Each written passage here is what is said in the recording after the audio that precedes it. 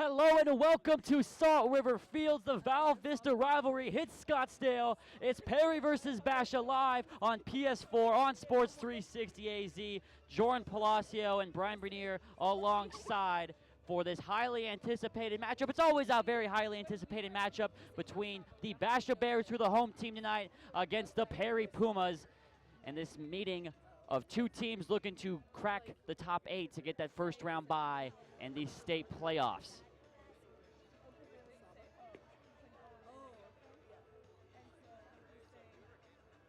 Like I said, Basha the home team tonight, so it's going to be Perry to hit first.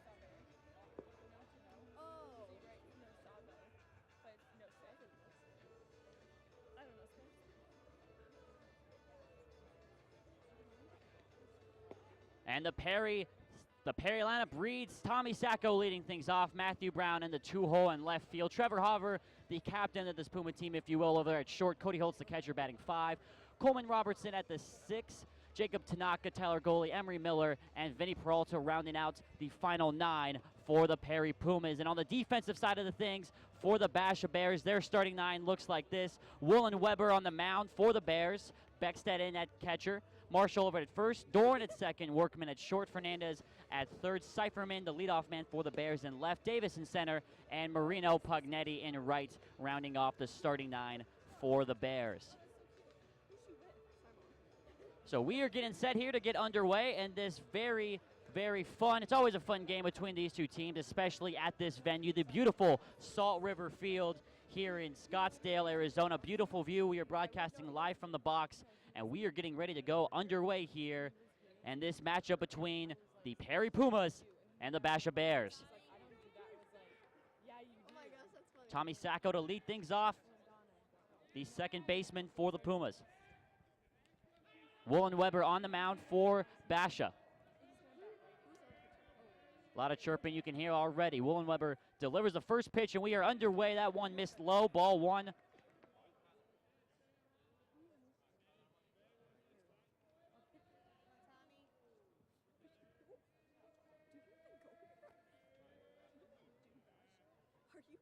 The 1-0 pitch is flown into right center field. Davis is over there, and he collects for out number 1. So Sacco goes F8 to start off the game. And now it's going to be Matthew Brown. Brown, a junior this year, listed on the roster as a utility player. Today he's going to be playing left field. And Willen Weber sets, fires. Brown's first pitch misses up high, ball 1. Bro, I'm so lazy. I'm not going to hold it up to my face. So I put it right here. The 1-0 now to Brown. Grounded over to third, and the throw on to first is in time for out number 2. Fernandez to Marshall on the 5-3, and the first 2 Puma batters are retired with ease. And now it's going to be Trevor Hover now for the Pumas, in at the 6-hole at shortstop. And there you see Fernandez, who just made the play. The Bears playing a huge, you can kind of see on the right side of your screen. Fernandez, the third baseman, now kind of playing shortstop.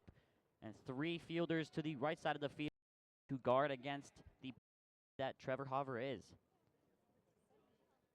Willen Weber sets, fires the first pitch, and that's in there, strike 1 on the outside part of the plate. Good first pitch.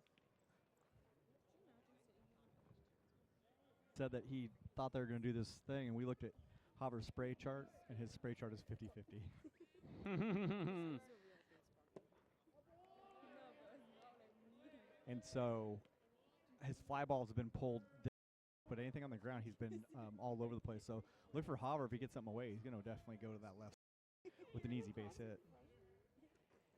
Willen Weber is in quick fashion as this one misses up high. The third pitch to the batter has been the most pitches to an at-bat so far in the game. The fourth pitch incoming. 2-1 to count to Hover. So we are approaching 7 o'clock, and Salt River Fields is slowly starting to fill up here. The best seats you'll probably see here. Hover takes strike 2. And that evens up the count at 2 balls and 2 strikes to the shortstop senior.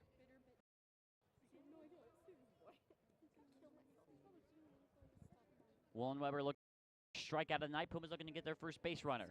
Woolen hits, kicks and fires a 2-2 pitch. Swing and a miss, and they got it. There's the third out. The Pumas go 1-2-3 in the top of the first. A very clean inning for Woolen Weber to start off. And our score heading into the bottom of the first inning, 0-0.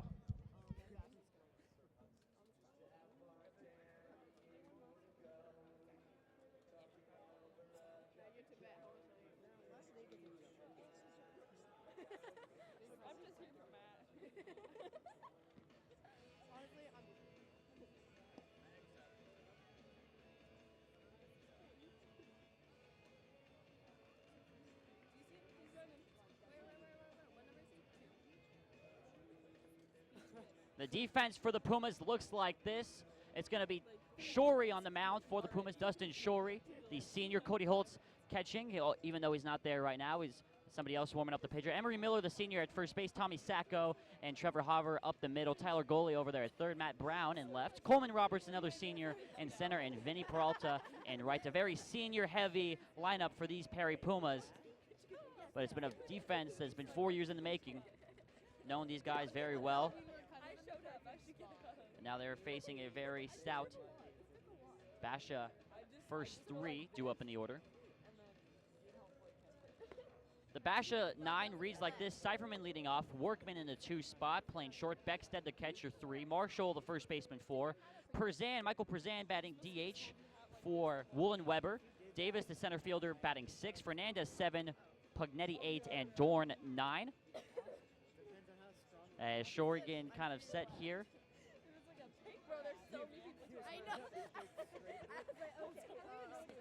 A very beautiful night. It's been here 4 years now. I'm not seeing one bad night here at Salt River Field. A little bit of clouds in the sky, but other than that, great ball game, great conditions to play, and we are getting set here for the bottom of the first inning.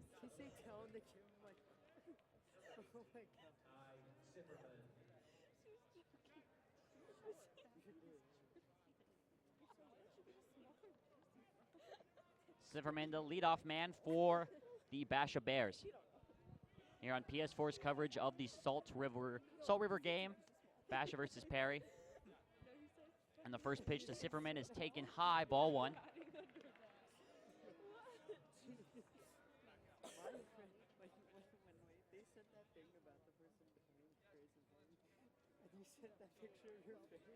The 1-0 now to Zimmerman is the line into right field, and just like that, the Bears have their first base hit of the game on their first batter.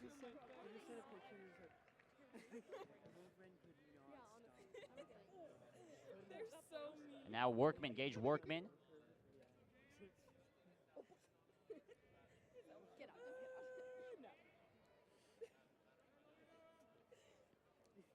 We were talking to some of the guys earlier. They said Shorey had some troubles with his command. Not really evident of that so far, but this Bears lineup has been known to cause some trouble. His first pitch misses outside, ball 1.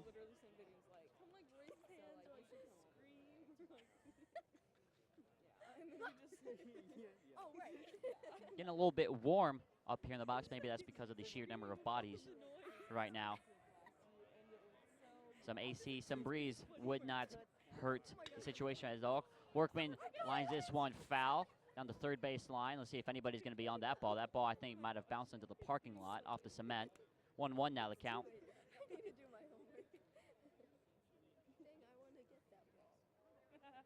I don't know if that came up over the audio, but one of the girls down by our microphone said that they wanted to get that foul ball. I don't think they realized how far it really is. Shorey picks over to first. Emery reached for it. Cypherman obviously in time. 1 ball and 1 strike to count. Shorey looking in. Now sets. And fires in the 1-1. Chopped to Shorey. Shorey's going to have to make a tough play on it. Barehanded is going to be close, and he is in time. Miller's foot wasn't even on the bag. Workman with a swinging bunt. We've seen one of those in the Diamondbacks game. What was it, yesterday? Where the pitcher, I think it was Matt Moore, hit a swinging bunt down the first base line. 2 throwing errors later, the bases were cleared off a bases loaded, swinging bunt. That's going to be credited as a hit, though, for Workman. Shorey not given much of a play there. And just like that, Beckstead has a chance with runners on first and second, no outs. And Basha has a chance to blow this one wide open from the get-go. Ground ball would really help out the Pumas here, double play. Shorey steps off.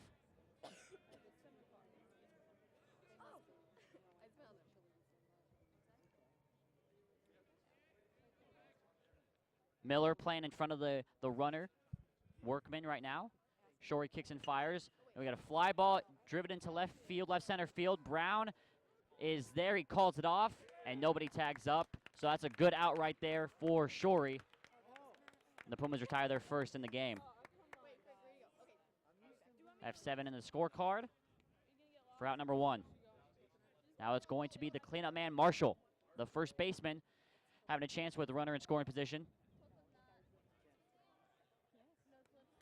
As there you see Brown, who made the catch.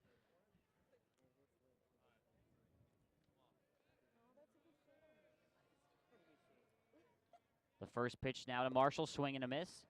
Good off speed there from Shorey.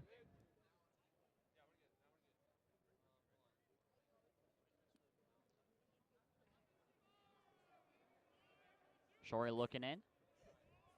Marshall digging in. Shorey sets, turns around, almost throws it away and does off the glove of Sacco, and the runners are going to advance and maybe even score. They're going to wave Seiferman in, and the throw at the plate is not in time. He's safe. Cody Holtz had the ball. Seiferman scores off the errant throw by Shorey, and it's already 1-0 Basha. It can happen just that fast, as you see on the replay right there.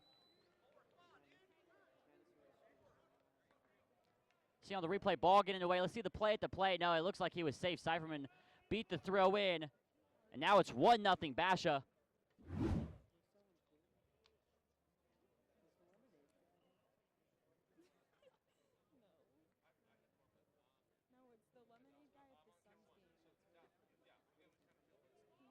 The runner advances to second. Still no 0-1 the count.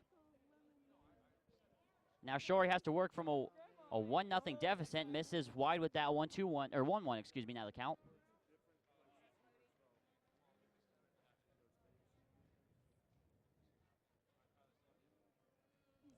Like, 1-1 the count to Marshall.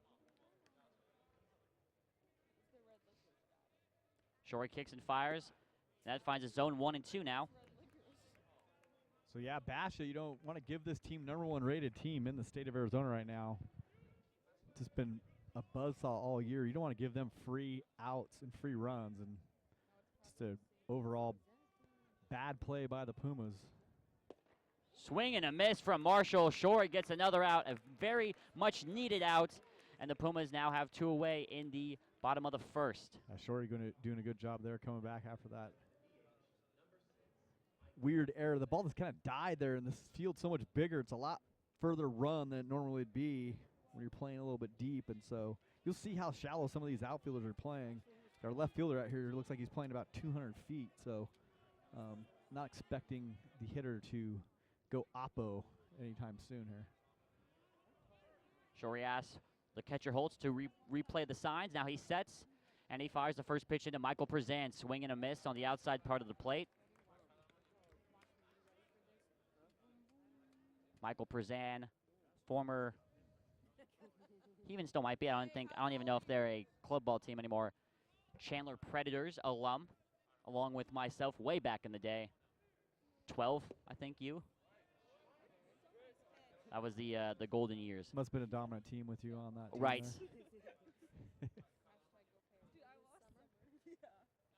1-1 to count to Prezan, with Workman over there standing at second base. The 1-1 to Prezan. That miss is up and out, 2-1 now the count. So kind of like I was saying, Shorey has been known to have some command issues, and it looks like he's kind of shown those so far. Hasn't gotten a lot of help, though, from the defense. No, and it's one of those things that, you know, again, this is a big stage for these guys, and you don't take it lightly, the fact that you're playing a major league ballpark where Got a fly ball to left. Brown's going to have to charge it. He's going to get there. He dives and he gets it. Matt Brown over there in left field makes the big play and gets the Pumas out of the inning. See here on the replay, Brown looks like he kind of lost it in the lights, maybe had to retrack his steps and charged it. You know, that's always, they say it's always easier to go forward rather than backwards, and Brown showed it on that one. However, the Bears do strike for the first run of the game, and our score going in to the top of the second already is Basha 1, Perry nothing.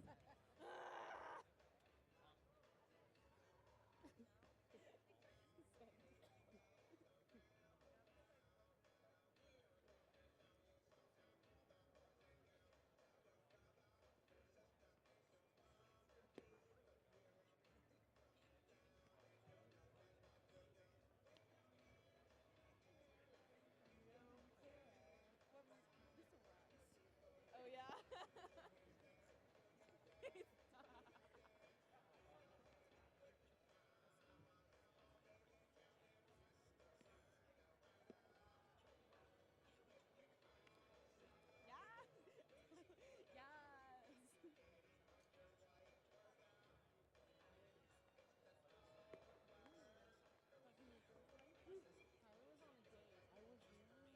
We are here at Salt River Fields, and just in case you didn't know, I don't know how you wouldn't know, but just in case you didn't, Salt River Fields opened in February 11th, 2011, facilitated by the Diamondbacks and the Rockies in spring training. Right now around 78 degrees Fahrenheit, that is. Capacity, this place holds 11,000, although I looked up the record, the record holder, I think it was 12,000 people came if you include the lawn seating. And the outfield dimensions, we have 345 to left, 410 dead center, and 345 as well in right field. Although, like you said, Brian, these guys aren't going to be playing that distance. No, those gaps though are much larger than they are to, you know, if you take the distances just of the, you know, the ends and dead center, they're not that much different than a high school ballpark, but the gaps are where the big differences are. And so those gaps, if you hit a ball high in there, it's a long run to get to them, but sometimes it ends up being a curse for the hitter. We've seen many balls here that we thought put a heavy charge into that don't make it out of this park. So Cody Holtz, the leadoff man, swung and missed at the first pitch. Now gets his 0-1, takes strike 2, so Holtz already in a little bit of a deficit. We have dead flags here tonight too. No wind, as probably mentioned before. I mean, those flags are straight drop down. Yeah. Nothing moving there. Home plate umpire calls time. Coleman Roberts on deck for the Pumas, the Buena Vista University commit. The 0-2 now to Holtz. He takes strike 3 looking. It only took 3 pitches for Woolen Weber to get Holtz looking, but, you know, ring him up, sit him down, and there's out number 1 in the inning. Yeah, that's one thing here, too, as a coach. You got to tell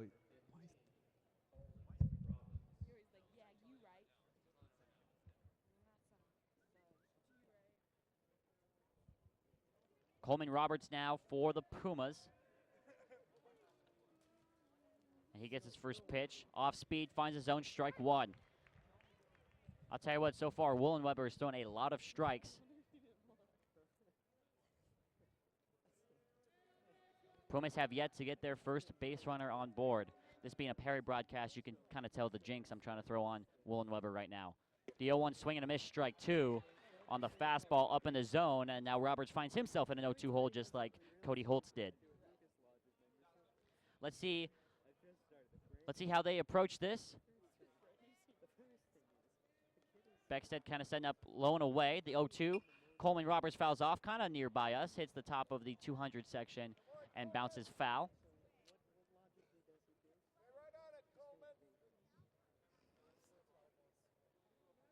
No balls, 2 strikes to count 1 out here in the inning, thanks to the Holtz strikeout. In what we're kind of calling the end of an era game here for PS4. The 0-2 is line foul.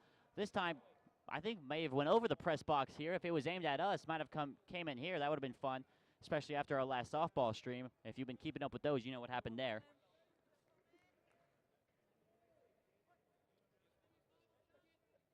No balls, 2 strikes to Coleman Roberts.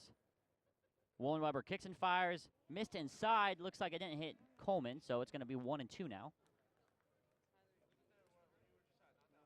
You know, when you're that close to getting hit, you might want to kind of sell, see what happens. I mean, the worst thing the umpire does is say, all right, you still got a bat. The best case scenario, you get on first base. 1-2 now to Roberts. Swing and a miss. He's going to have a chance to get on. Got a good bounce from the backstop. The throw over to first is off the bag. And Coleman Roberts swinging and reaching first base on a dropped third strike. As you A bigger backstop than you normally see. No chance there once that ball gets all the way back to the backstop. So one advantage there by swinging at a really bad pitch. might find yourself on first base. Easy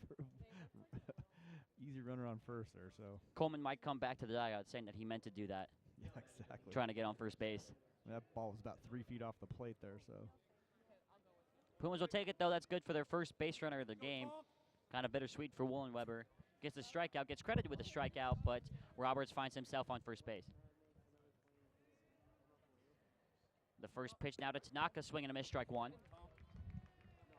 Pumas as well, coming out of the gates, very aggressive, swinging at a lot of pitches early in the count, a lot of 0-1s. We've seen a lot of 0-1, a lot of 0-2 counts, 1-2 counts as well. And Jacob Tanaka now, they're going to move over to first. Roberts gets back with plenty of time.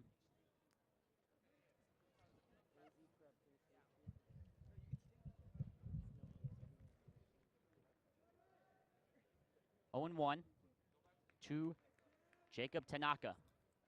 Tanaka gets his pitch, swing and a miss. They're going to try and backpick Roberts, and he's picked off. Now in the middle of a rundown, Roberts thought about it, and he's going to be out at second base. Coleman Roberts got backpicked at first base, thought he was going to be out. And let's see on the replay, Roberts caught between a rock and a hard place, kind of hesitated right there, and it was always going to be out.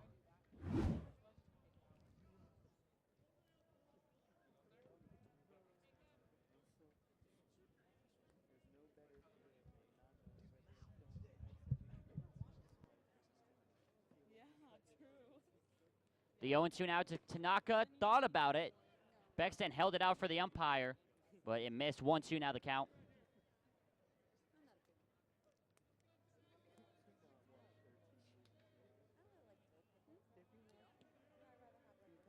Tanaka forced the fourth pitch. Let's see what he does with it. 1 ball and 2 strikes now.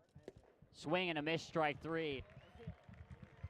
So the Pumas get a runner on with the strikeout, the drop third strikeout, but can't do anything with it. 2 strikeouts in the inning, or 3 strikeouts, really, if you think about it technically. Right now, Woolen Weber dominated the Pumas offense. We're heading into the bottom of the second. Score still. Basha 1, Perry nothing.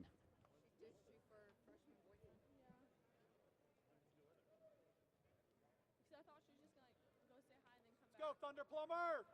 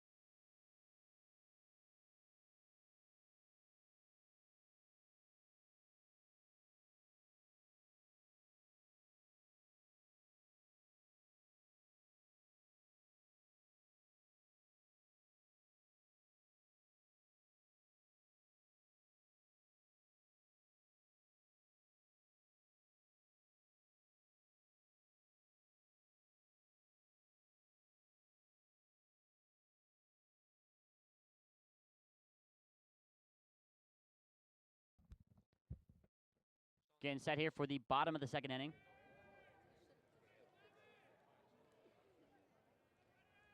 It's going to be Davis to lead things off. First pitch strike. Shorey finding the zone, a good sign.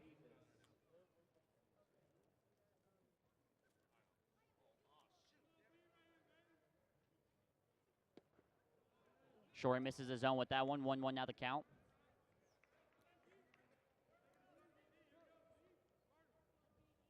Davis out there in center field, already made a couple plays out there tonight.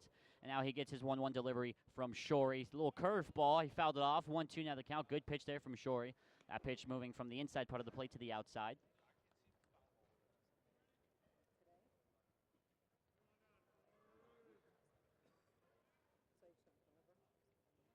1-2. Grounded down right off the bag at third base, and that's going to be a hit. And maybe even multiple bases, depending on how he plays it. A little single in there for Davis, and the first batter up is on for Basha. So as you see here, right off the third base bag, umpire signaling fair all day long. A little bit of a four-man crew out here for this game. Or excuse me, a three-man crew. Usually the high school guys only get one or two guys, but you know, big stadium, you need as much help as you can get, and that's coming from an umpire myself. So another leadoff single for the Bears.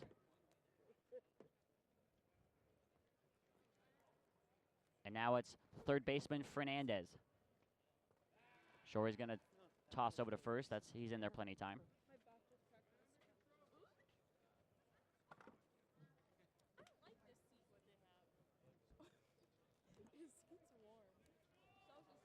Remember, a little quick reminder, 7-inning game.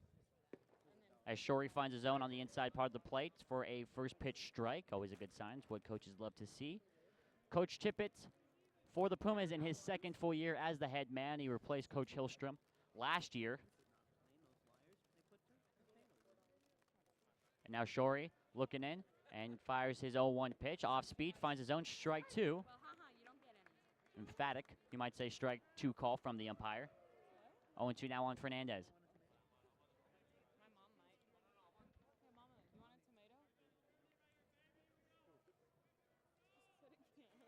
Shorey with the 0-2. Kicks, fires. Swing and a miss from Fernandez. Good three-pitch at bat there for Shorey. Gets the first out of the inning. That's Shorey's, if I'm not mistaken, third strikeout of the night.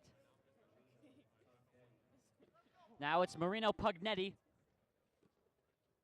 Marino, another one of those guys that I know, I would like to say very well, but as time has gone on, we've talked less and less because, you know, he chose to go to Basha. So, you know, a little bit of a poor choice on his part, even though I think they are, as Bernier said, the #1 rated team in the state right now. So, you know, pros and cons. Pugnetti takes ball 1 on the outside.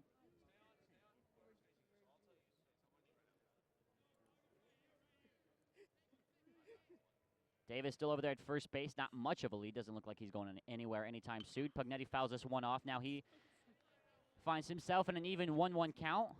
A lot of foul balls. You know, I wonder for games like these if they have as many baseballs given to them as you would a regular Major League game, because in the majors you go through baseballs, I'd say what, probably you go through 1 baseball on average. Every single at bat you lose 1. So I wonder if that's applied. Davis going for second. He's going to get there in time. Ball gets away, and he thought about going for third, but he stays at second. That pitch missed outside. Ball 2. Davis taking second on the stolen base, even though that throw was away from, I believe it was Hover covering second base. Even though it was away from, Davis is going to get there in plenty of time. So just as I said, it doesn't look like he was going anywhere. He goes and swipes second. Now runner in scoring position for Pugnetti. He gets his 2-1. He lines it into right field. That's going to drop for a hit. Peralta's going to be tested, and they get the ball back in time to prevent the run. And Pugnetti kind of shaking himself. He wanted an RBI there, but he gets the single, and we have runners at the corners now for the Basha Bears.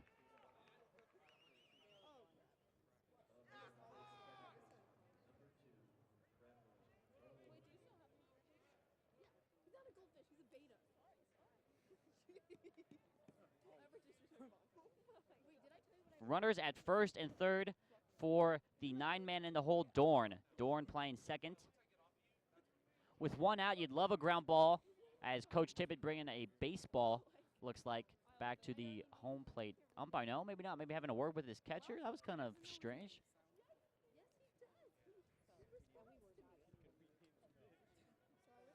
Shorey for the Pumas. Dustin Shorey. Fires the first pitch. It's bunted down the third base line. A squeeze play. No one's covering first base, and the Basha Bears get away with 1. We'll look here on the replay. You see Dorn bunts a beautiful bunt down third, and Sacco's supposed to come over and cover first. He just couldn't get there in time. The positive thing is for the Pumas, nothing's really hurt because of that. You still have the force play on. Its base is loaded.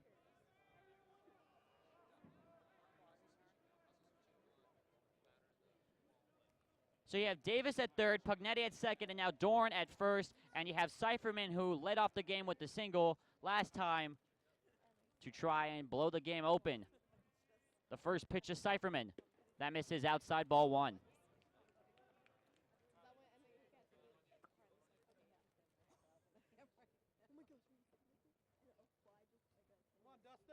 Cypherman, like I said, singled into right field his last time in between first and second. There's kind of a gap over there, so he has a chance to do it again. He fouls this one off to the right side into the vacant seats over there on the first base side of the field. 1-1 now the count to Cypherman.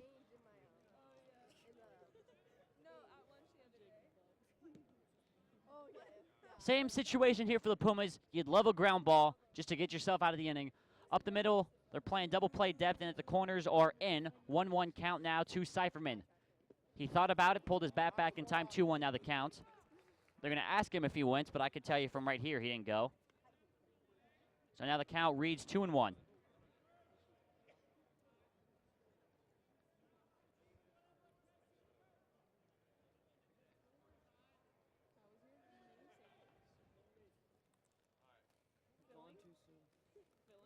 Two and one. The pitch to Cypherman.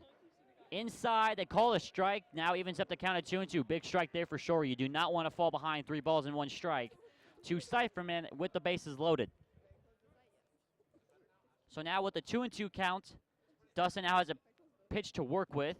Tippett kind of signaling to the outfield to back up. Give themselves some range. And here we go. 2-2 the count. Shorey kicks and fires.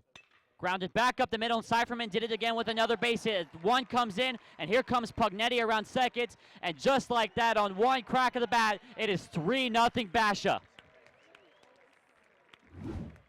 You see right up the middle, Cypherman finding the hole in the infield. 3-0 our score. And now it's first and second with only 1 out.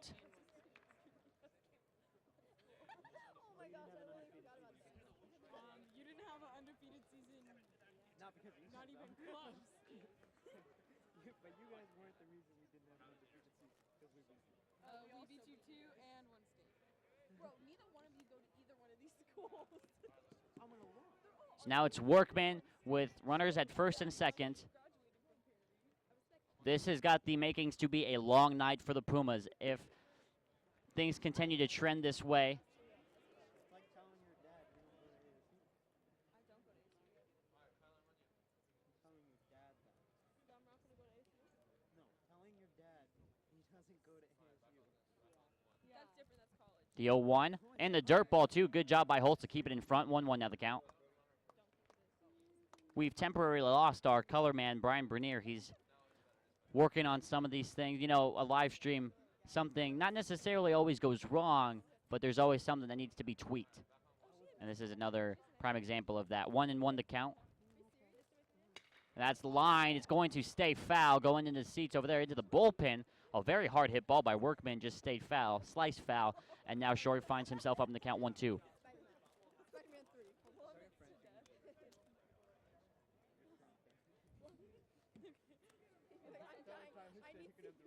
One ball, 2 strikes to count here at Salt River Field. It's been a very productive inning already for the Basha Bears, and they're looking to add to it. Keep the pedal to the metal. 1-2 now to Workman, grounded down the first base line to Miller. Miller thought about going 2, and he just steps on 1 for the easy out, so that's a 3 UA in the book. And that's good for out number 2.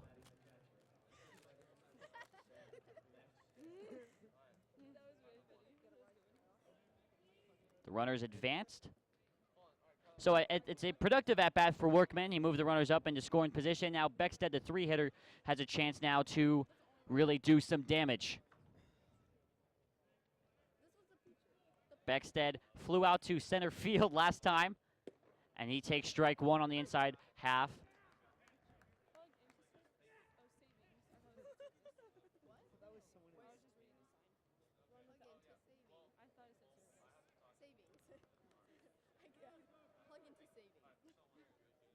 The 0-1 pitch is a foul ball, straight back at us.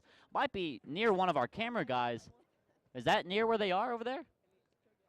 Kyler Gorman, PS4 alum. I hope he brought his baseball glove. You know, we said he kind of looked like this is his first day at the field, so you would hope that he brought his glove to the game. 0-2 the count to Beckstead. Let's see if they get him to chase. 0-2, taking strike three, right down the pipe, off speed, got the knees to buckle. However, it's still a very productive inning, like I said. Big inning for the Basha Bears, score 2, and they are headed into the top of the third inning. Our score, Basha 3, Perry 0. They were talking to it earlier.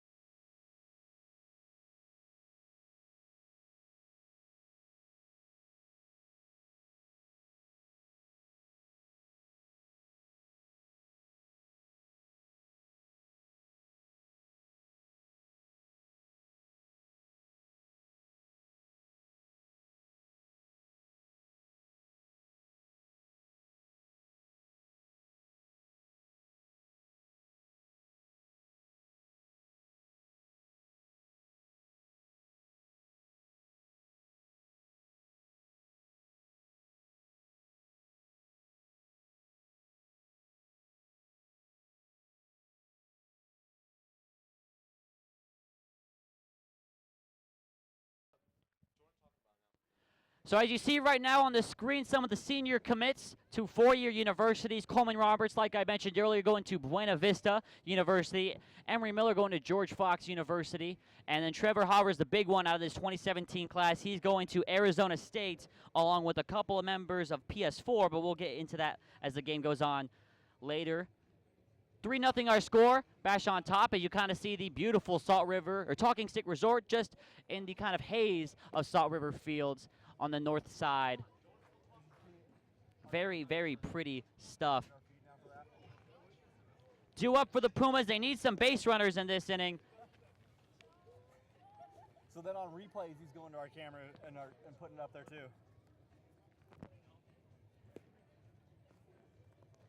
Due up is the bottom three for the Pumas: Tyler Goalie, Emory Miller, and Vinny Peralta. Kind of cool moment for us right now because on the Jumbotron right now, they're kind of showing our feed.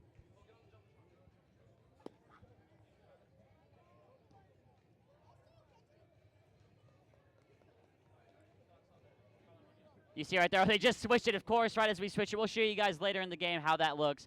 Kind of a cool moment, though, to see your shot, I guess, up there for our cameramen tonight. Dallas Creel and Kyler Owen, both PS4 alum who came back just for this specific stream. This is one of those broadcasts where we kind of talk about it all year and can't wait.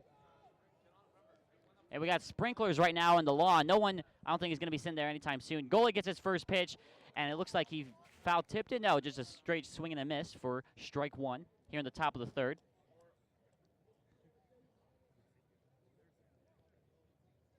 So far, order-wise, Woolen Weber has faced the minimum amount of hitters that he has to so far, 7-8-9 to start off the third, and he misses high with that one, 1-1.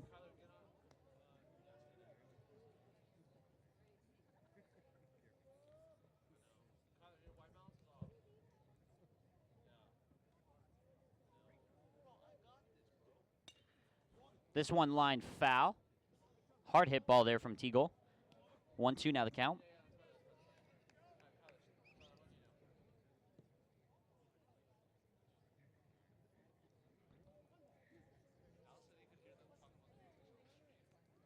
One ball, two strikes, the count to Tyler Goalie. Swing and a miss, strike three. Woolen Weber has been dominating this Puma lineup so far in the game. That's his 1, 2, 3, 4, 5. His fifth strikeout to this point for Woolen Weber. He's faced the minimum as well in this game, so one reached on an error and they back picked, so nice and efficient.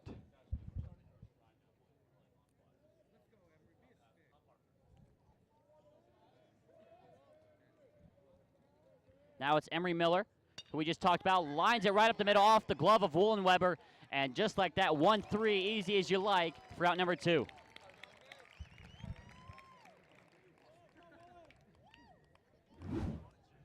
See, Woolenweber just kind of sticking the glove out there. Those are one of those ones where, A, you're lucky to hit another part of your body, and B, you just kind of throw the glove out, and sometimes the ball catches you. Yeah, nice job by the pitcher defending his position, and that thing gets through. That's a base hit, first one for the Pumas. So, again, Basha in cruise control here with the nice 3-0 lead. Now it's Vinny Peralta for the Pumas, and he takes ball one down low. I was curious that last inning when bases were loaded, we were playing halfway on the infield, and that ball got through. Thought maybe double play depth, but maybe the Pumas know they're not going to be able to score a lot of runs tonight, so they're trying to cut off anything at the plate there. Peralta lines this one into right. That's going straight to Marino Pugnetti, and that's a very easy 1-2-3. We'll call that L9 in the book. 1-2-3. I don't even know how many pitches. I think that was under 5 pitches in that inning. And as we head to the bottom of the third, Pumas are running out of outs. Our score right now is still Basha up 3-0.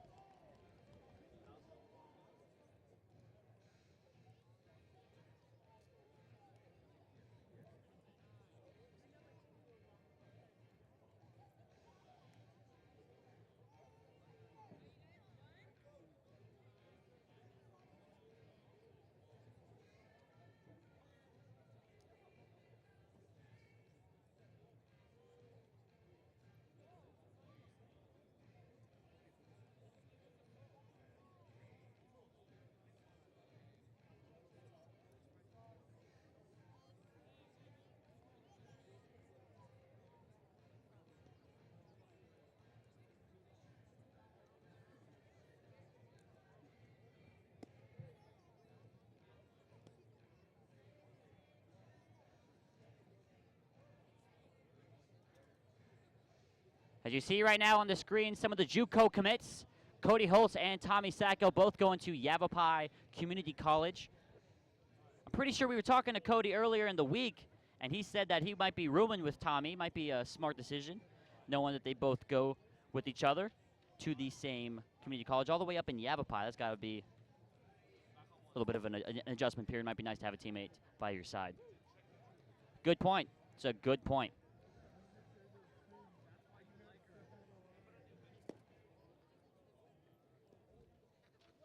Pumas have brought in a new arm into the game. Ty Pullman is the new pitcher for the Pumas. So Shuri goes 2 innings, gives up three runs. We'll call 2 of them earned after the throwing over at second base, which led to the first run.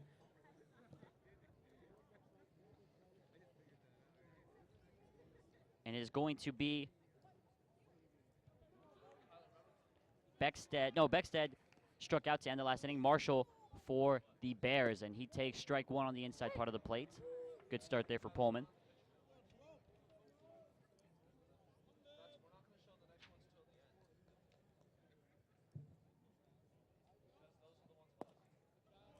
That one missed outside. Ball 1, 1-1 now the count.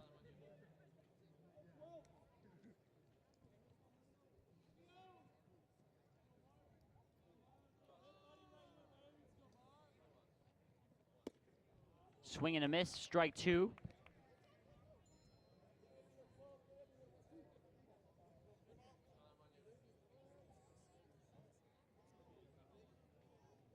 And the 1-2 pitch, swing and a miss, strike 3. Marshall goes down on strikes. Good first, efficient batter.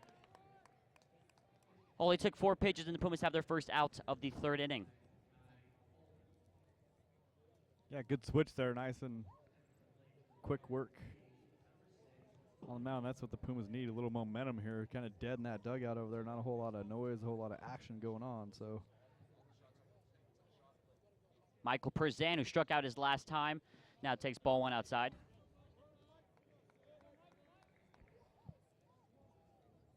A lot of strikeouts so far in this game for both sides. It's just the Basha Bears have gone runners on base, and so far, to the most point, a lot of those runners have come in to score.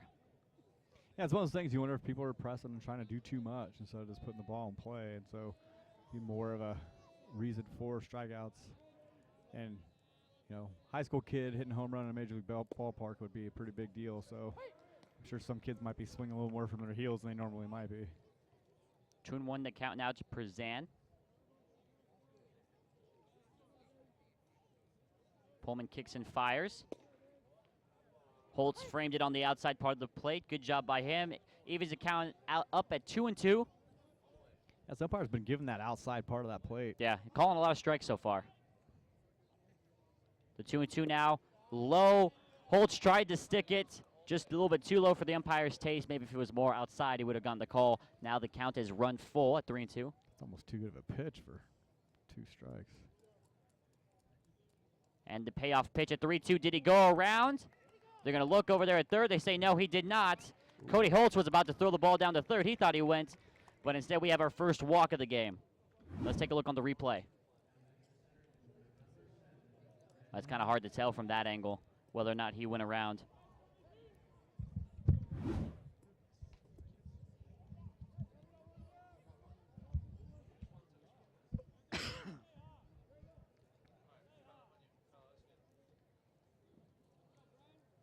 So Prezan finds himself at first base thanks to the walk, and now it's Davis. Davis, who led off the last inning with the single. They're trying to pitch out. I guess they don't trust Prezan over there at first base. Ball 1.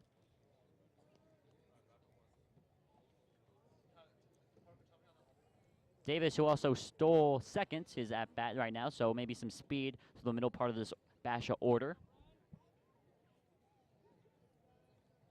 The 1-0. Inside, maybe he just likes that part of the plate. Yeah, it's like maybe he's left eye dominant because he's been calling that edge the whole time, and so anything on that third base side of the plate has been called strike either to a left-hander or a right-hander. Because I mean we're a little bit off kilter up here, but we got a pretty good view of that plate. And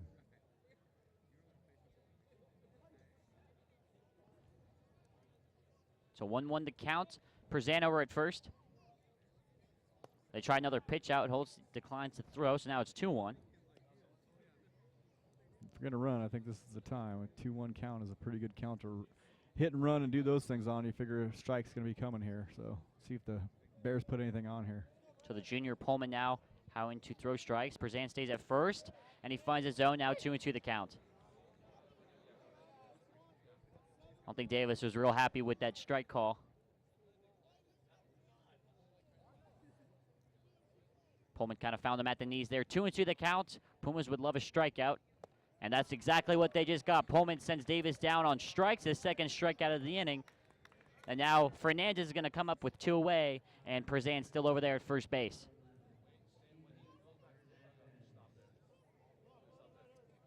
Nice little off-speed pitch, catches the outside part of the plate, and big swing and miss there. The third baseman, Fernandez, who struck out his last time against Shorey, takes strike 1 on the outside part of the plate. A lot of strikes is what you like to see. Just force the Bears to put the ball in play. And here's the 0-1. This grounded, it's going to be foul. Emory Miller not given a chance to make a play on the ball over there, so now 0-2 the count. So Pullman, let's see. Pumas love to go, especially with pitchers who throw a little bit harder, like to go up high on the 0-2 pitches. Let's see what they set up here. Let's see if we can kind of peek into what Cody Holtz is throwing Pullman's way. Work that inside part of the plate again here, see if you can get another call, maybe a backdoor curve here. Keep it out of the zone, though. Holtz was waiting for him to sign from his coaches over there, and now got it. Let's see what he relays. Signal to the outside. Let's see where he goes. Outside and up. The 0-2. Almost a little bit of a pitch out there. I don't think that was ever going to fool Fernandez for swinging 1-2 now the count. Just a waste pitch.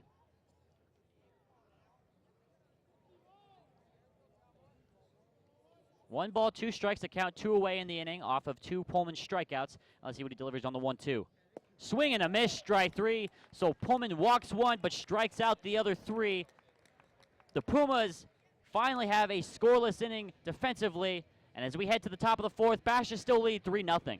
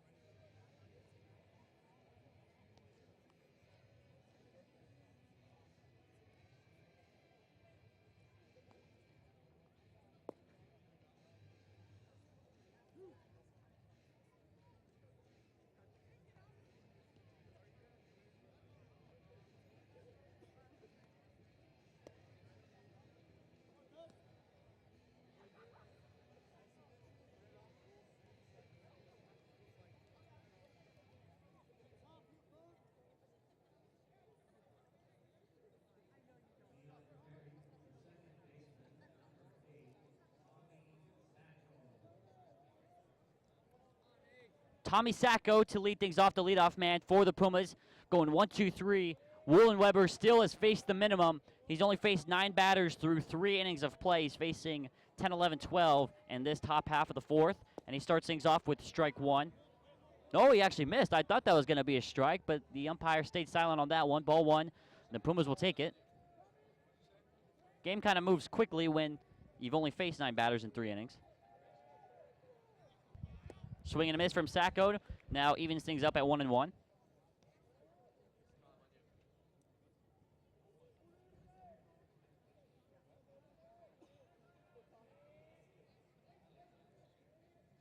So 1 ball and 1 strike. Woolen Weber sets and delivers the 1-1, and that's low. Ball 2. The umpire kind of ducking out of the way there. I empathize with that.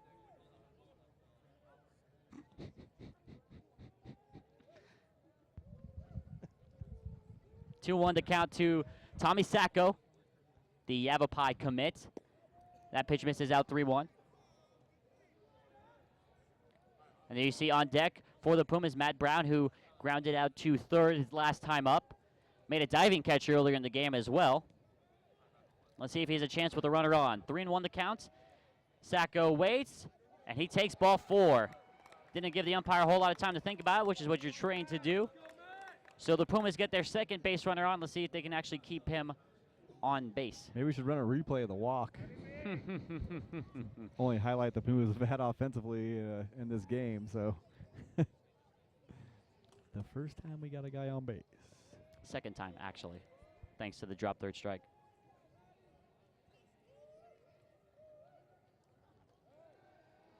Sacco not fooled at all by that pickoff move. You have to believe that's not Woolen Weber's best. He was back on first base before the ball was even thrown over. And then you see Sacco on first base. Swing and a miss, strike 1 from Brown. Pumas got the one-way lead going over there at first base. It's always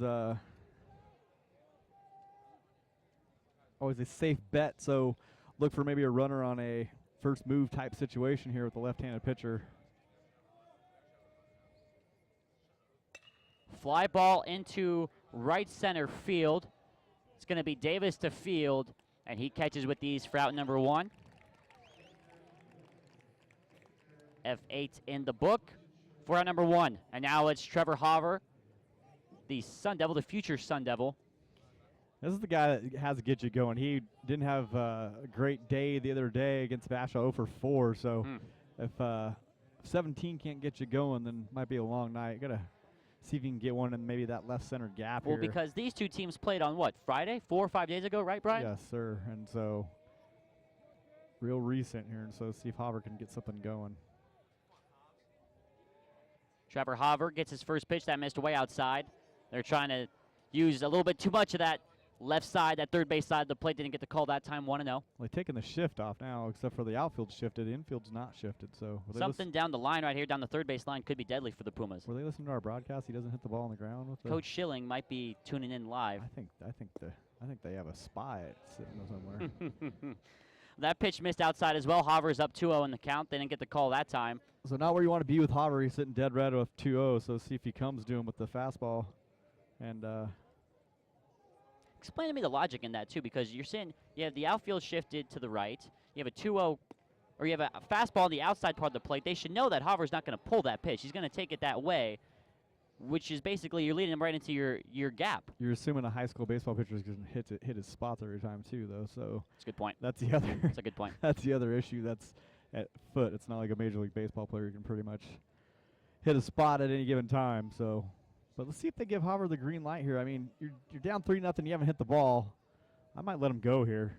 See what Coach Tippett decides to do. I would probably say that they wouldn't. Woolen Weber throws over to first. Just because you give him the green light 3-0, and then the next thing you know, hits a ground ball, and you have a 6-4-3, you're out of the inning. I'd probably say Tippett's playing conservative here, and that's exactly what they are. He takes strike 1. Not really a pitch you could do a whole lot with, though, in defense of Woolen Weber, and we got a 3-1 count now. I might try to. I may have done it just to try to get that dugout some life in it. It's just, yeah. It is. It's flat right now with the way that Basha's been playing. Sacco goes. That pitch is high. It's ball 4 anyway. Let's see if he takes second. Good backup there from the shortstop. Saving maybe a runner at third. That was Workman making the play behind the second base. And we'll see here on the replay. Ball 4 either way. There, Right. So. We see here, if he doesn't make that catch, you might have Sacco, who's obviously got some speed. They might send him over the third if that gets through. Now Coach Schilling's going to come out and have a little mound visit with Wollenweber, who for the first time all game has faced a little bit of trouble. Yeah, and Sacco had a weird takeoff there. He kind of did a delayed steal. He didn't have his regular one-way lead. He took a little hop step, then took off running. It was a strange way to do off a first move, and maybe he got his wires crossed a little bit there, but you're typically not going to have a delay steal with the left-handed pitcher once he goes to the plate. So, but if you get that first move right, it's typically a very easy stolen base. So we got one out, runners on first and second for the cleanup man, Cody Holtz. Holtz struck out looking on a 3-pitch at bat last time. He was in this situation, what was it, last year? Pumas had a chance. I think they were bases loaded or second and third, nowhere one outs, and he struck out. So a chance to redeem himself as he fouls the first pitch right over towards our cameraman. Did he make the play on that? Can we get some confirmation on that? Probably not. Lord knows the last time we haven't had some good luck with foul balls coming towards our cameraman. Am I right, Jake Billingsley? Where's he at? 0-1 the count to Holtz, and he takes that one low, ball 1.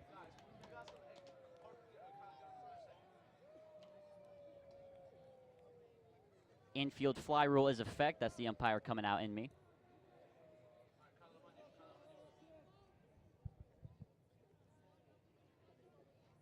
Base hit here could finally put the Pumas on the board with Sacco, who's got speed, at second. Just like to see a ball put in play. They haven't had a whole lot of those on the Perry just side tonight. not a ground ball up the middle. That would, let's yeah. clarify. The 1-1 to Holtz. Fly ball. This looks like it's going to be out of play, so now he falls behind in the count 1-2.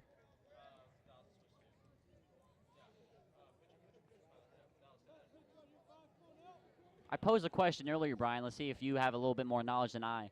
They have about as many baseballs as they would for a normal spring training game here tonight? No.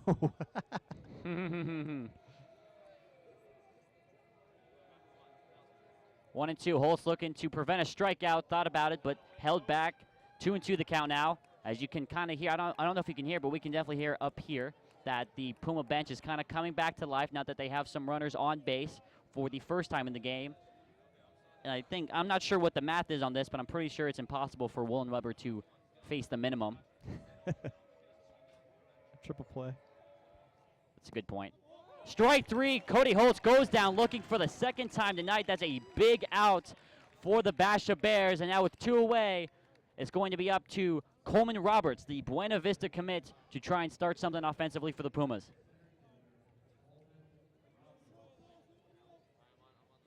You see right there the Perry bench. I don't know, after that last strikeout, maybe the wind kind of taken a little bit out of their sails. So running out of outs, haven't had a whole lot of base runners all game, need a base hit. This Bears defense, even though with 2 outs, still kind of playing central up the middle, almost double play depth, even a little bit inside double play depth. And the outfield shifted to the right field side of the field. And here comes Coleman's first pitch. That misses high, ball 1.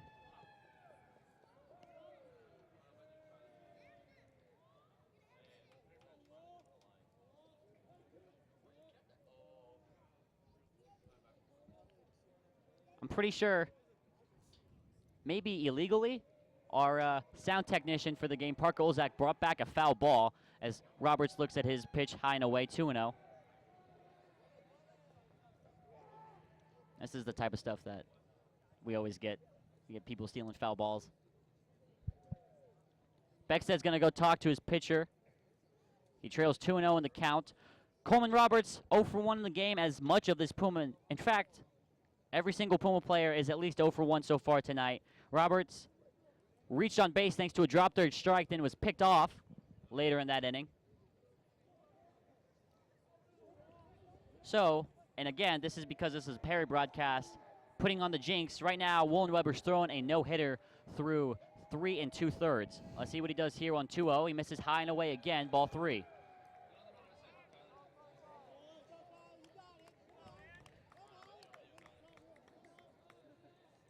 Three and 0. Runners on first and second. I would assume Roberts is taking all the way on this pitch, no matter where it is.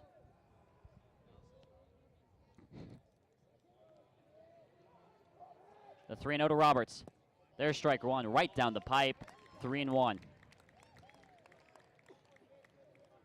Again, I don't know why. I might let him swing here just because on that pitch, nothing's happening offensively. You haven't had a ball hit hard yet. Maybe to get something to happen. Earning a walk here is really not going to do you much good. 3-1. Roberts maybe swung at ball 4 on the inside part of the plate. So the positive thing here is the runners are going to be moving.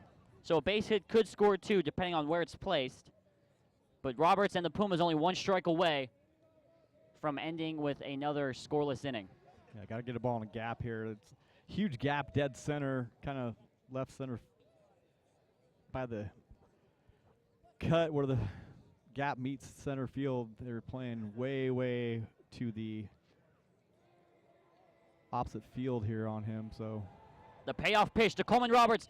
It's lined to that gap. Davis is going to hustle to get there, and he will make the catch for out number 3. Woolen Weber has worked a no-hitter through 4 innings, and our score still heading now into the bottom of the 4th inning is Basha 3, Perry 0.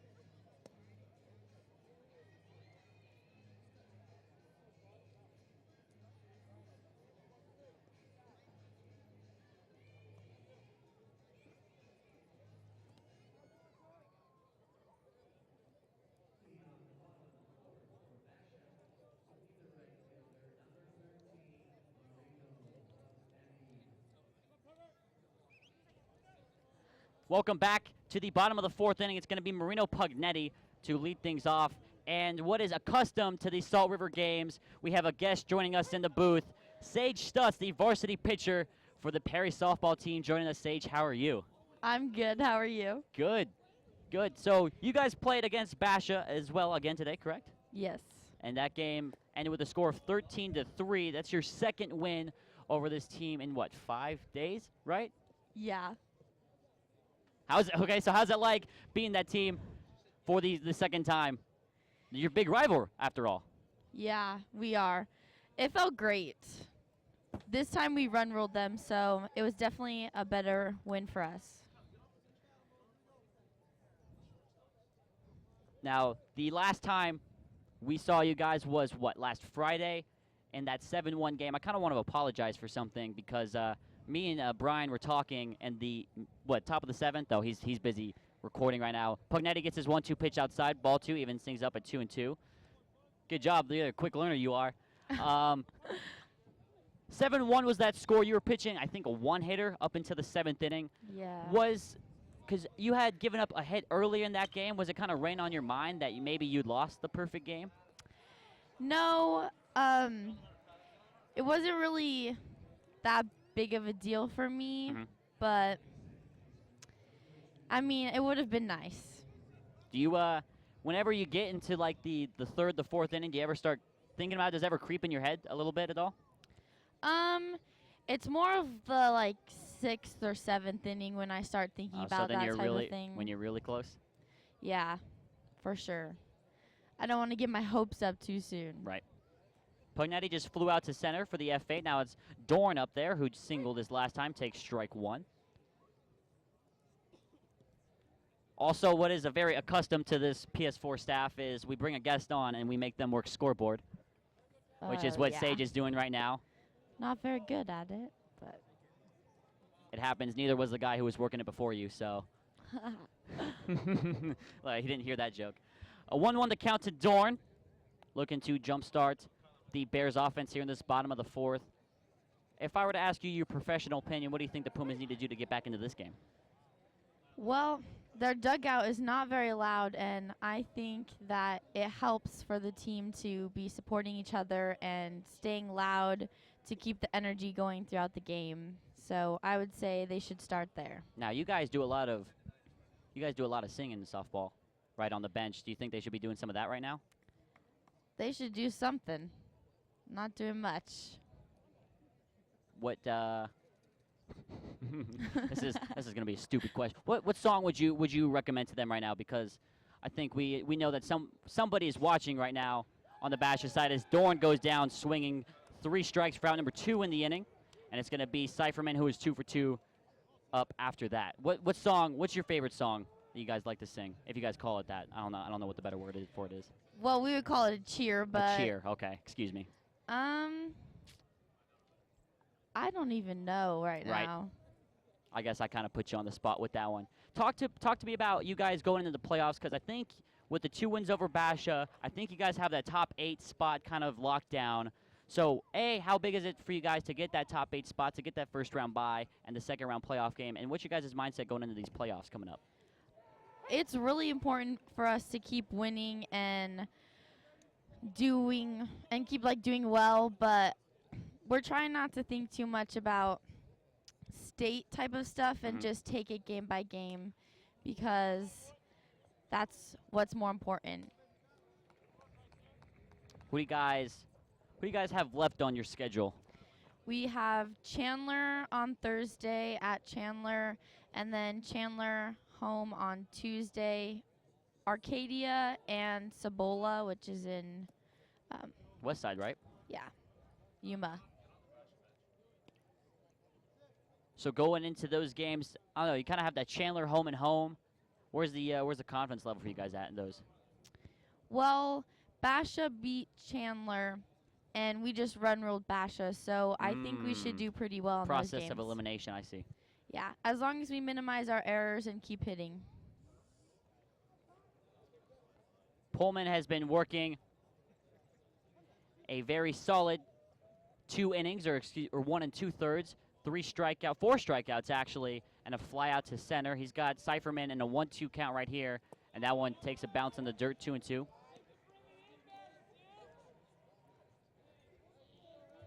Now the running joke among myself and the director Noah Lau is that we would be able to go 4 for 4 off you. What do you think the odds are of that?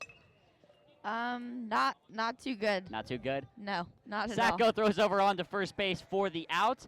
The Bears go 1-2-3 in the top of the 4th, 4-3 in the book. And for the Pumas due up in the top of the 5th inning, it is going to be Tanaka, goalie, and Emery Miller. We'd like to thank Sage Stutz for joining us up here in the booth. It was a pleasure having you on, and we wish you guys the best of luck in the rest of the season. Thank you so much. Our score going into the top of the 5th, still 3-0 Basha.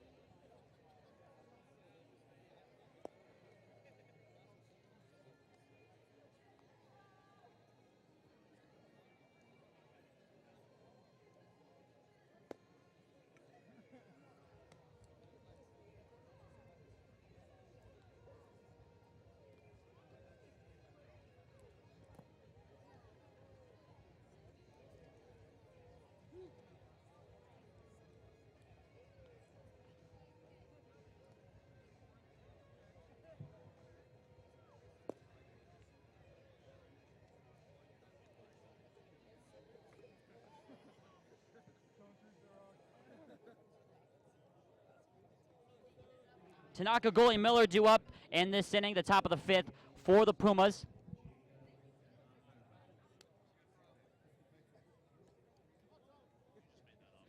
Always fun to bring some of the softball girls. Wasn't quite as concise as Austin Bull was last year.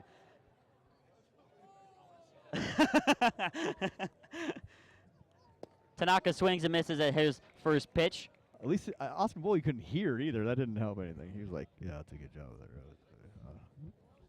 Although I think Sage might have beaten him in one-word answers. However, yes, she got warmed up a little bit. Yes. The 0-1 now to Tanaka, swinging a miss, strike 2. This might be, we're in the middle of a first right now.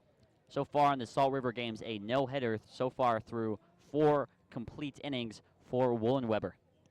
This is 2 years of just not a lot of action in the game either. It's, you know. I think we might have been spoiled, what was it, 2 years ago, 3 years ago, where the Pumas put up something like 9 runs in the first couple innings. Yeah. So I think maybe that's the baseball gods kind of leveling things out for us. Basha made a little bit of a run. We've had some very, in the history of this game here, we've had some very crazy finishes, but last 2 years it's kind of been not too exciting. Like so. regular baseball games. Yeah. For the most part. Yeah. Like watching a July baseball game between 2 teams that are already out of it in Major League Baseball. 2-2 the count to Jacob Tanaka, and he fans at that one. Strike 3. Another Woolen-Weber strikeout. Let's quickly tally these up here. 1, 2, 3, 4, 5, 6. His 7th strikeout of the game for Woolen-Weber. Absolute domination.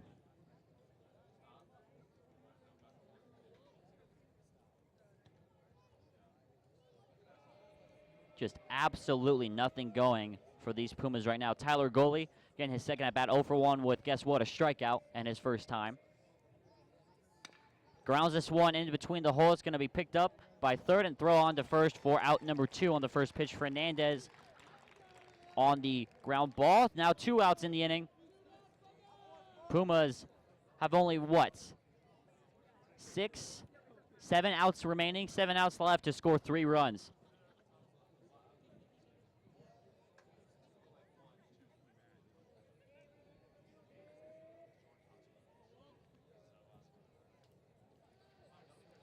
Emery Miller, who lined straight to Woolen-Weber last time, who knocked it down with the glove and threw on to first for out number 1 of the last inning. For out number 2 of the last inning, his last at bat, takes ball 1 outside as he steps into the box with 2 outs, and this top of the 5th. Just nothing offensively for these Pumas. Have to manufacture something. That's fouled straight back. Now 1-1 the count.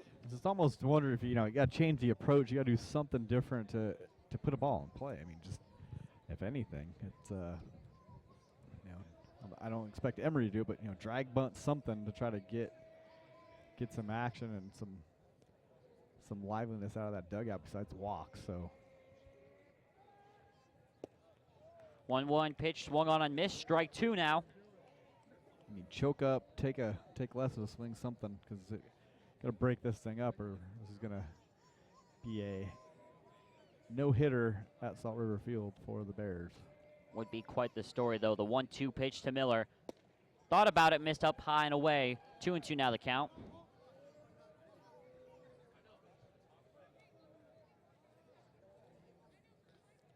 And it's a full moon tonight, just over the Talking Stick Resort. So maybe that can explain the Pumas' offensive struggles thus far. Strike 3 to Emery Miller, and another 1-2-3 inning for Woolen-Weber. So far, through 5 complete innings, he's thrown a no-hitter, and our score still is Basha 3, Perry nothing. Perry are down to their final 6 outs.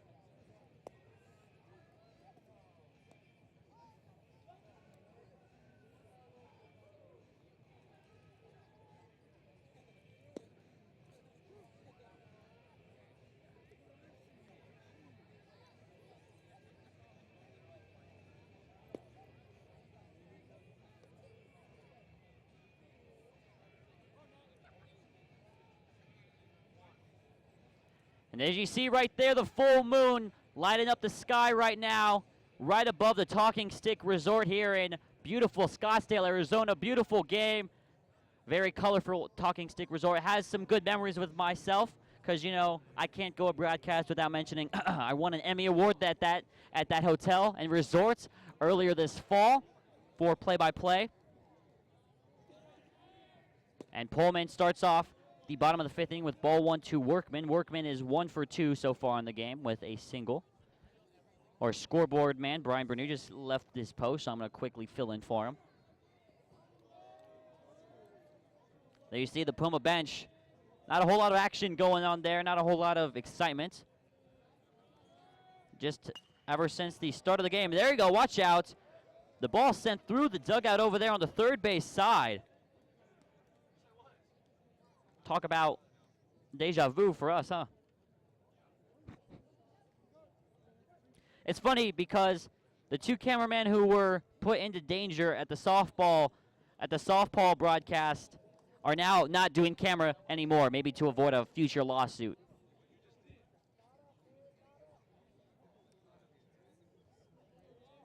Two and one the count to Workman. This is a base hit straight up the middle. You don't see a better piece of hitting than that. Workman singles to lead off the Bears here in the bottom of the fifth. Good start there for Basha.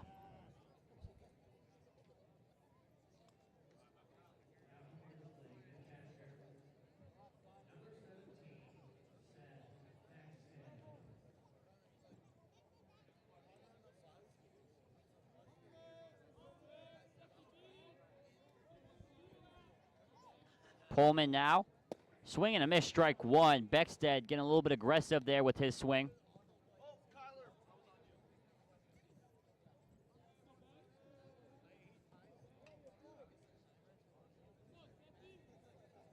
The 0-1 now. Missed outside, 1-1.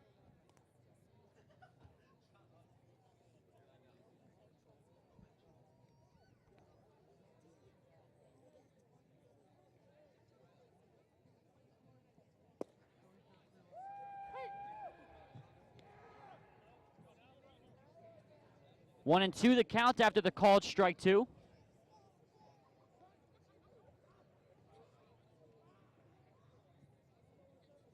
And now the 1-2. Did he go? They're going to try and back pick him at first base. It was close. He's in time.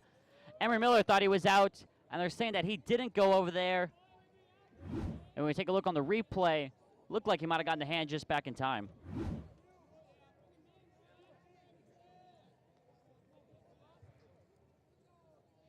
So if that was called ball, we should have a 2-2 count. That pitch misses in the dirt, so I believe the count should be full.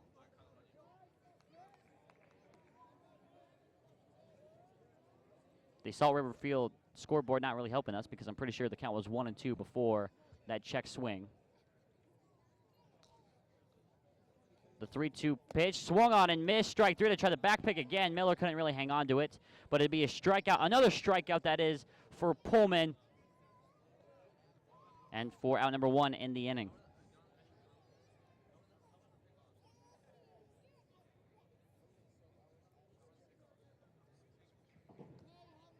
Now we're going to have a new player come into the game for the Bears.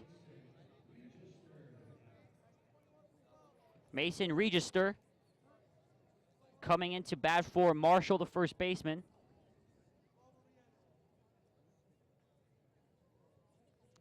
This is always the hardest part, is you don't have a whole lot of public announcements like the one we just got, especially when they go and take the field the next time, so you have to kind of play I Spy with who's on the field and who's not. Register gets his first pitch. That's called strike one on the outside part of the plate.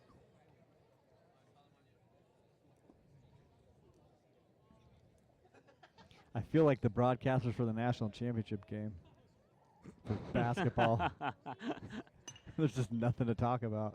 This one is flown to Peralta in right field, and he makes the catch with ease after ranging over to his left to go get it for out number two in the inning.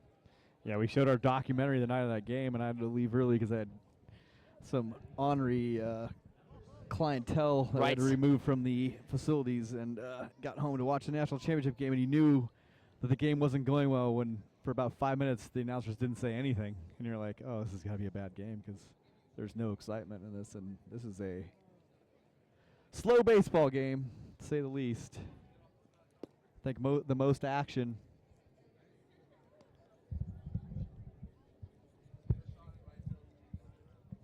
The most action may be going on in this ballpark may not be between the lines right now. They may actually be out in right field, or we have some fans out in right field. They're getting a lot of action playing out there. A little Look at them go. sliding down the hill, throwing the baseball around. We could be play-by-play for that. We'd probably give you a little bit more enthusiasm. A little more tonight. excitement.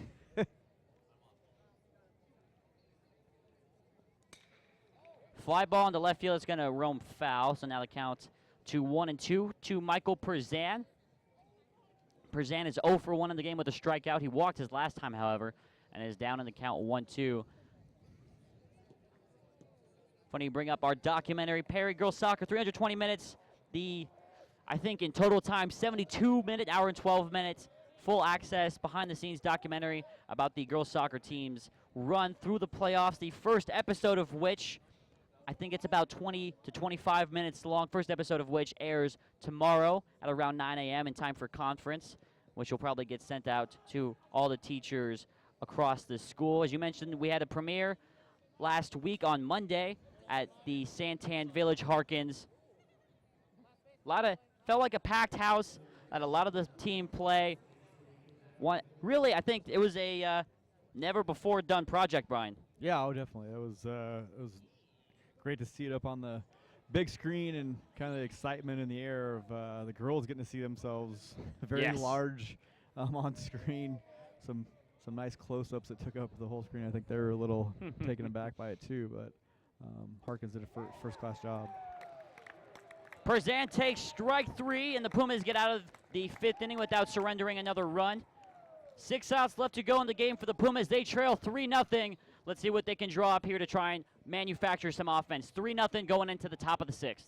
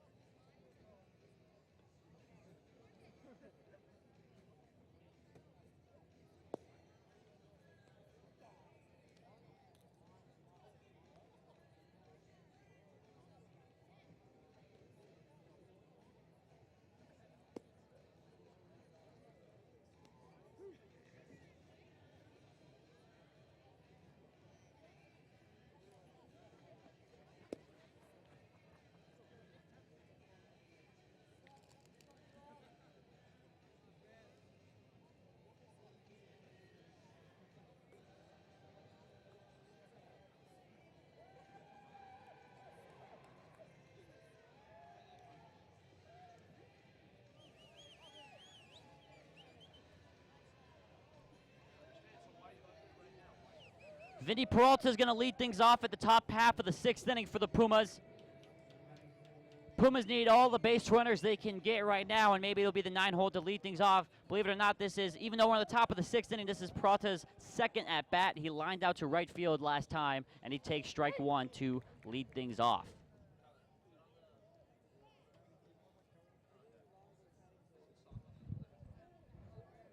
So far in the game, had a no-no. There's been no hits in the game so far through 5 innings. And there you see Sacco. Sacco, one of only 3 Puma base runners. He reached on with a walk last time. See if he gets a chance to kind of create something with Peralta's at bat.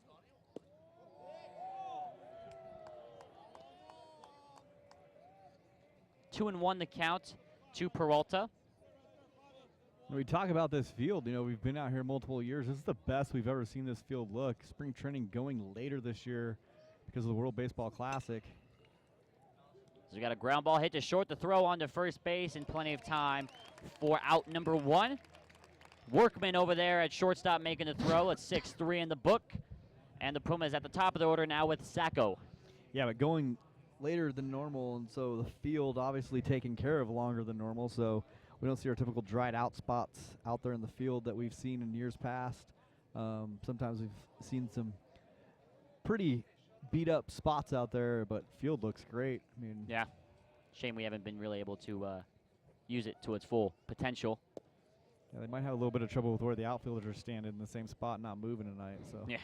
might have to get the ground crew to do some grass repair after this one because not a whole lot of movement by those outfielders all night long. The 1-0 taken by Sacco. Now 2-0. He leads in the count. Like I said, he walked last time and got all the way to second base, which, if I'm consulting my scorebook, is the furthest the Pumas have gone to, or the closest, I should say, they've gone to scoring all night. This is a fly ball into right center field, right to where Davis is playing. He calls off the right fielder and makes the catch for out number 2.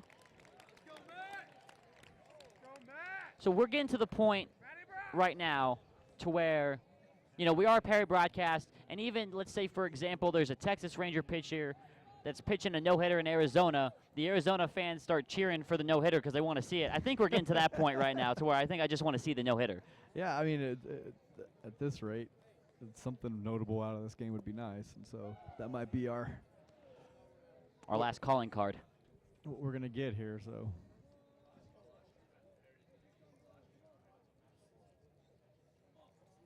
the 1-0. That's taken 2-0. Matt Brown 0 for 2. Grounded out to third and flew out to center his last 2 times. Leads in the count, though, 2-0.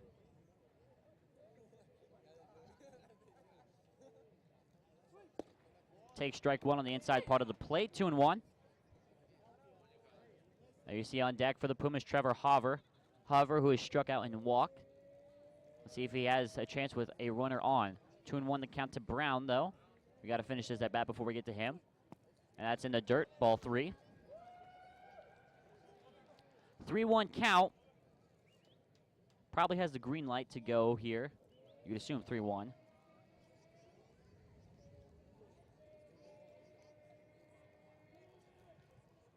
And that's taken ball 4. So Brown reaches base with the walk.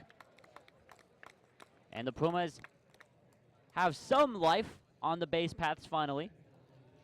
And it's going to be Trevor Hover, the shortstop. yeah, again, I think you have to, if it goes 3-0 to Hover or anything like that, you gotta let him swing. It's at this point in the game, chipping away at things, and so bats haven't been going. You need your best player to get you going here. The ball gets behind the catcher, and it's going to be a passed ball that brings Brown into second base into scoring position. Good start. The Pumas needed to break, and they got one just now. Yeah, nothing too fancy about this pitch. Just, I mean, He just right missed off his it. glove. I Yeah. mean, just like he closed it too early or something, and so easy way to put a runner in scoring position there for the Pumas. You can see if Hover can finally square one up here, find a gap. Something over the shortstop's head would be preferable. Nobody standing in dead center. They're playing a hard shift to the right side, and there's a strike. Now 1-1 to count. Just something hard hit. Because we haven't even seen a whole lot of that. We've seen a lot of balls lifted with the outfielders. For example, Davis. Davis, I think, has caught 3 or 4 fly balls. He's been hit to the most this game. Just something hard hit that makes Basha make a play, which I don't think they've really been forced to move a whole lot out of their comfort zone to this point. Oh, no. Routine ground balls and routine can of corn pop-ups in the outfield that really nothing doing. And so, again, we haven't seen a ball hit hard even at somebody. 1-2. They're going to pick over to second base. Brown's in there in time. You said Hover went, what was it, 0 for 4 against Basha the last time. If you bring this game in there, he's 0 for 5 with a walk. So 6 at-bats, still hitless. He's reached base once. 1 out of 6. My math's not good enough, but whatever that is, that's his on-base percentage. The 1-2 to Hover. Missed outside, 2-2 now.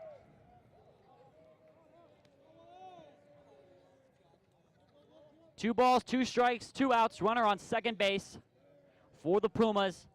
Still looking for their first hit in 5 2/3 innings.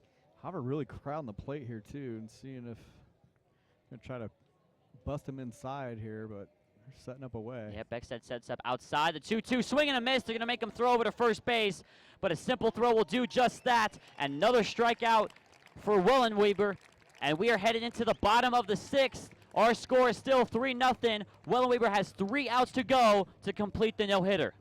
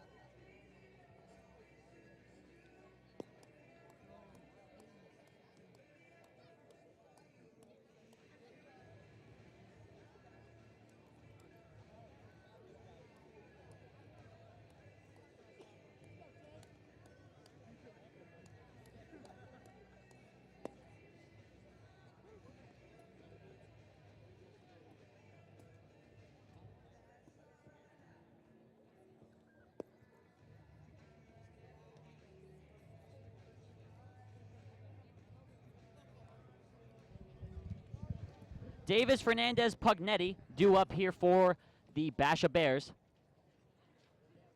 Pumas, as they've been in for almost the entirety of the game since the 2nd inning, in damage control, trying to stop the bleeding. They need 3 outs. Can't really afford to give up any more runs as Davis swings and misses at strike 1.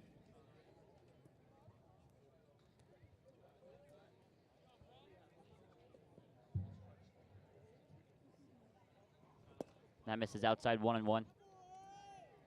We've been talking about kind of an underwhelming way to go out.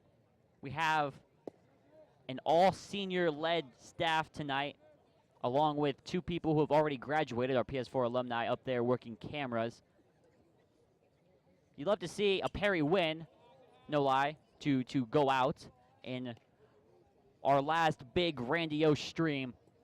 But less than that, you'd like to see an exciting game, and we haven't gotten either. No. Again, maybe if you're the parent of the Basha starting pitcher, you're excited about this game. Oh, you're real excited, but you're probably also not watching our stream right now either. But beyond that, not too exciting. The 3-2 pitch to Davis. That's lined. Let's see where it lands. Fair ball. It's going to be a double and maybe some more for Davis. He's going to get stopped at second base. He finds the hole in the defense, lands it right on the line for a leadoff double for Basha. See, this thing barely gets in. Would have drawn chalk if he had a heavy chalk line. Yeah. But, that's a struggle for a high school player in this field, too. You don't really have to deal with caroms and things like that in a field, but good job by the right fielder. Not getting too excited when he got into that corner and the ball went right to him. Played the bank off of the wall.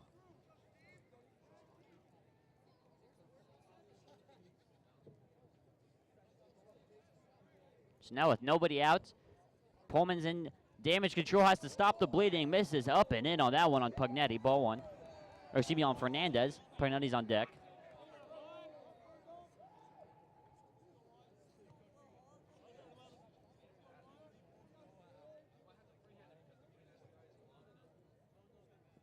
One-0 swing and a miss, strike 1. Fernandez chased on that one up and away. So now everything's evened up at 1 ball and 1 strike.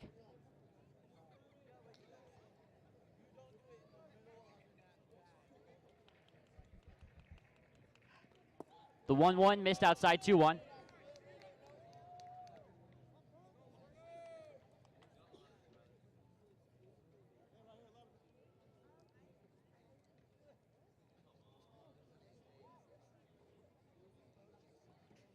The 2-1 pitch, grounded to second base. Sacco is there. The runner's going to move. Sacco throws on to first for out number 1 in the inning. But Fernandez did his job as the batter and moved the runner over. So it's 1 out now in the inning. It's Marino Pugnetti with a chance to extend the Basha lead to 4 here before the top of the 7th.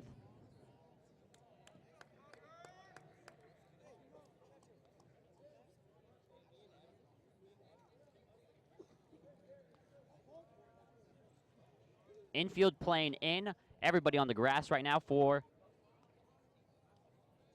the Pumas. Swing and a miss, strike 1 from Pugnetti. Yeah, Pumas got to take away any run here. The 3's hard enough to get 2, but 4's. Especially when you haven't had a recorded hit yet. Well, if we did have hits, it would still be difficult. Yeah. 4, 3's a lot easier to get to typically. They see the playing depth of the infield. Like we said, everybody on the grass right now. Right now, maybe some better news. Right now, the Diamondbacks up 3-0 on the Giants on the top of the 4th, thanks to a 3-run third. Robbie Ray is on the mound for the D-backs. See, 3 runs. Get 3 runs easy in an inning. There you go. 1-1 pitch to Pugnetti. That finds his own strike 2. Pugnetti looking at that one, probably wishing he swung at it. Looked right down the middle. Strikeout would definitely be helpful here. In this situation, you're trying to just to get something hard, hit the ball hard, and just like that, they're going to hold the runner over there at third. Davis stays at third, and Pugnetti grounds out to Sacco, who backhanded that one and threw on the first for out number 2. So that's a good at-bat, good defensive at-bat there for the Pumas, preventing the run, and now they can go back to their regular positions with 2 away here in the bottom of the 6th. Yeah, Pullman's done a great job since he's gotten in the game. I mean, he is come in, and very few balls have been even hit hard. He had 2 base hits. I think he's getting up. He hasn't walked anybody, and this game's been in cruise control on both sides since early in the game. So, but Pullman's done a great job coming off the bench for the Pumas and coming to pitch in this game. Jake Jarvis coming in there for Dorn to get an at-bat here in this game. Takes strike 1.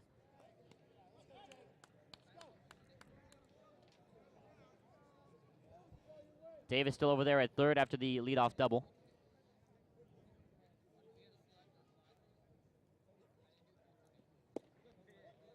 Strike 2. Holt sticking that one for the umpire, letting him get a good long look at that pitch before making his call. 0-2 now the count.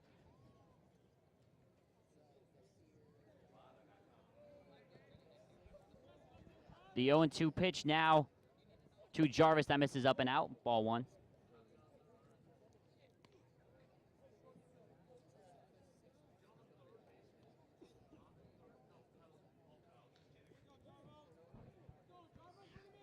One ball, 2 strikes, the count to Jake Jarvis, who's getting his first at-bat of the game. Flies this one into center field, and it is going to be caught by Roberts for out number 3. So the Pumas face their last 3 outs of the inning. Here we go, coming into the top of the 7th inning, still facing a no-hit game. 3-0 still our score.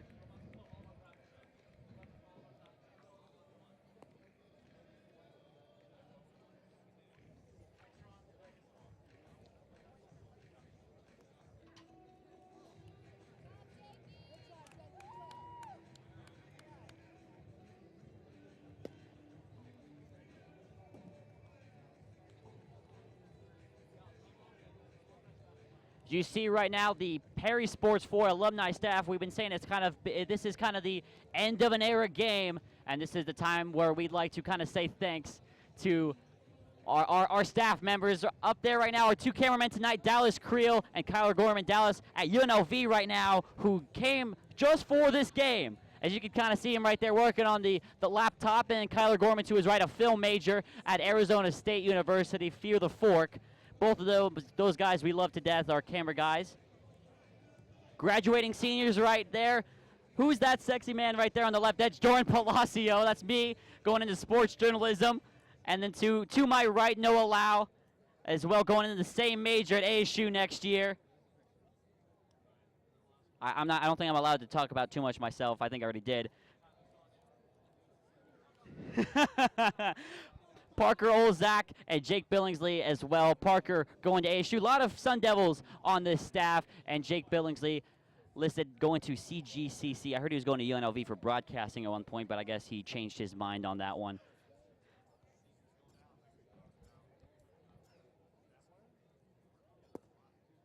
Yeah.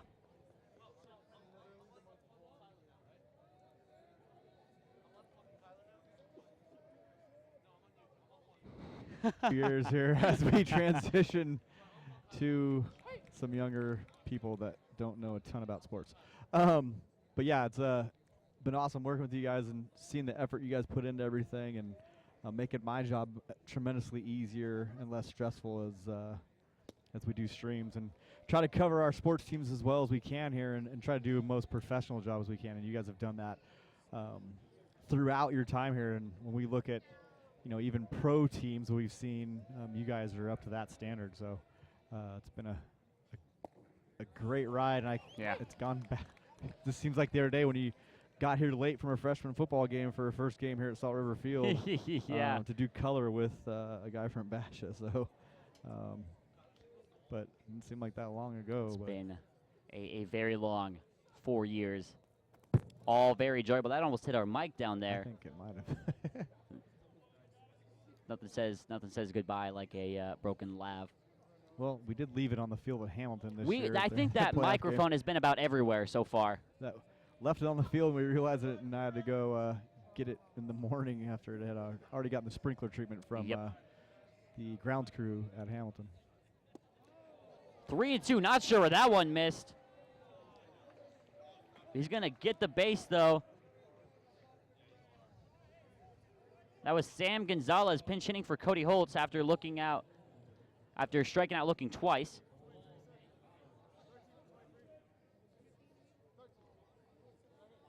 Puma's still looking for their first hit.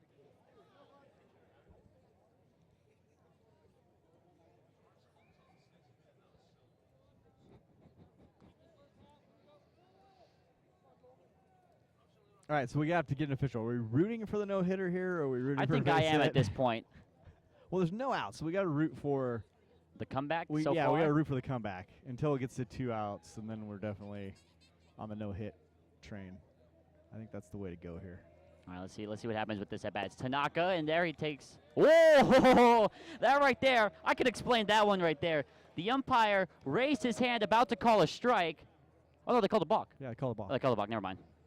I see what happens sometimes, and if my dad is listening, he can attest, and maybe some umpires, you see the pitch coming in, you're thinking, oh, this is going to be a strike, this is going to be a strike, and then it crosses the plate at a different spot, you're like, oh! So you're saying you do that all the time? I don't say all the time. Say about once, maybe once a game, but I think I've gotten better about not raising the hand.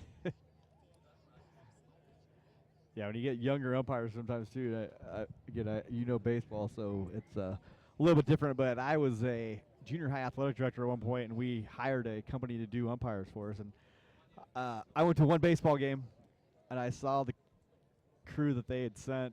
Yeah. Immediately terminated the contract with the umpiring crew, and I started umpiring all the home baseball games for the rest of the year without pay. Jeez. So it was very bad, and like you say, calling balls way before they get there, and calling people out that weren't on balls that were dropped, and all kinds of good stuff like that. So, yeah, so I became the de facto AD/umpire. Were you wearing any of the gear? What were you wearing out there? That's had regular catcher gear, and I wore khakis that were jeez, with the shin guards over the khakis. I'd kill to see a picture of you like that. That has to be. I went and bought a dark blue collared shirt to put over the chest protector, a larger size. It was pretty fancy. Jeez, doesn't get much better than that, does it? Well, these umpires were bad. Oh, is that it? No, it's going to be a line out and a double play. An L4 to the double play. The pinch runner was caught off second base. Did that go off the pitcher's Let's see here. backside We're about to find out. Oh, no. No, it went straight. Okay. It went straight to the, talking about umpires, I don't know, we might need to get that eye vision checked out a little bit. No, initial, I was like, I thought it was going back off when he threw his glove back around him. I thought it went off of his backside there. So, all right, now we're Well, ready here for we the go. no-no. Yeah. Basha are 1 out away from a no-hitter here at Salt River Fields. Wellenweber fires the first pitch that misses way up and in, ball 1 to Jacob Tanaka.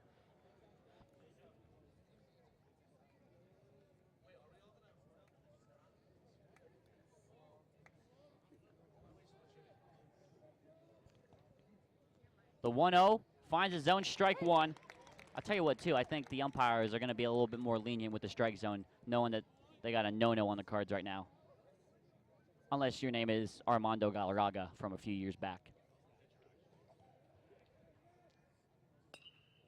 1-2, we are 1 strike away. I don't know, I've been trying to jinx this thing, I think, since like the 2nd inning, so. It hasn't worked. No, it has not. maybe it's because I've been trying to. Yeah, with intent, I don't think it works. No. When you're just doing it as a talking point. Commentator's curse is letting us down tonight. 1-2 to Tanaka. Swing on and missed. Wellenweber has thrown a no-hitter at Salt River Fields. It doesn't get better than that if you're a Basha fan. Perry dropped this one 3-0 to the no-hitter thrown by the Basha Bears. What a performance from Wellenweber. Yeah, I mean, never got in trouble all night. He's first and seconds, the most he got 2 walks in the inning, and beyond that, not a whole lot.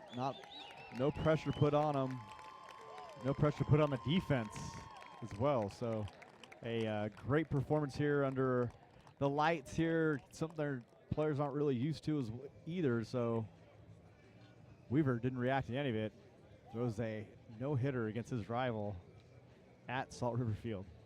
10, count him, 10 strikeouts for Wellenweber to give the Basha Bears the big 3-0 win. They've swept Perry this season, a win on Friday, and a win tonight gives Basha the big 3-0 win.